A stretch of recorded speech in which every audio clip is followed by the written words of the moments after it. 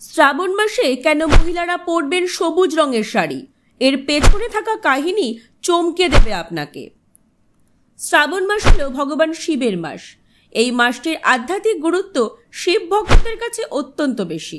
সাধনা করে সিদ্ধি লাভ করার জন্য এর থেকে ভালো মাস আর হতে পারে না। জুলাই মাসের মাঝামাঝি শুরু হয়ে যায় শ্রাবণ মাস।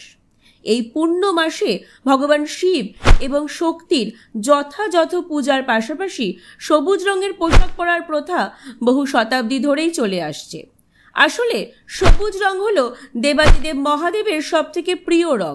অন্তত এমনটাই বিশ্বাস করেন ধর্মীয় সাধকেরা।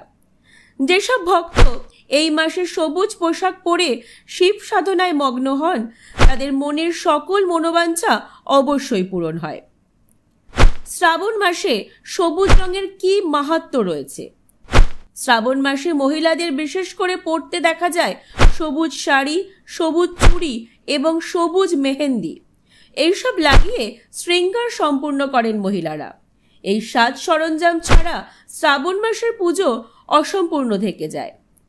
শাস্ত্র অনুযায়ী দেবাদিদেব মহাদেব সবুজ রংটিকে খুবই পছন্দ করেন। এক কথায় বলা যায় এটি তার প্রিয় রং। এই রঙের সঙ্গে প্রকৃতি, শান্তি ও সমৃদ্ধির সরাসরি সংযোগ রয়েছে। তাই যেসব ব্যক্তি শ্রাবণ মাসে সবুজ রং পরিধান করেন, তারা মানসিকভাবে বিশুদ্ধ থাকেন এবং তার ভক্তি ও আত্মিক চেতনা বৃদ্ধি পায়। সবুজ রং ও সৌভাগ্য। সবুজ রং যেমন ভগবান শিবের প্রিয় রং, তেমনি এই রংটি কিন্তু বয়ে নিয়ে আসে সৌভাগ্য। এছাড়াও এই রংটিকে সুখী দাম্পত্য জীবনের প্রতীক হিসাবে চিহ্নিত করা যায়। তাই শ্রাবণ মাসের সোমবার শিব পূজার সময় অবশ্যই সবুজ পোশাক পরা উচিত। এতে যেমন পুজো পূর্ণতা লাভ করে, তেমনি জীবনে নেমে আসে সুখ, শান্তি ও সমৃদ্ধি।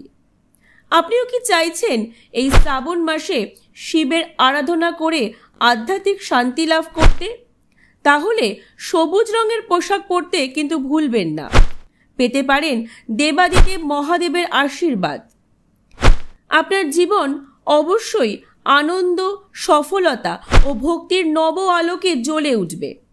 তবে মনে রাখবেন, একজোড়া সবুজ চুড়ি বা একখানি সবুজ শাড়িও হয়ে উঠতে পারে আপনার আধ্যাত্মিক পথের সহযাত্রী। ভিডিওটি ভালো লাগলে অবশ্যই লাইক এবং শেয়ার করবেন, পাশাপাশি চ্যানেলটিকে ফলো করবেন।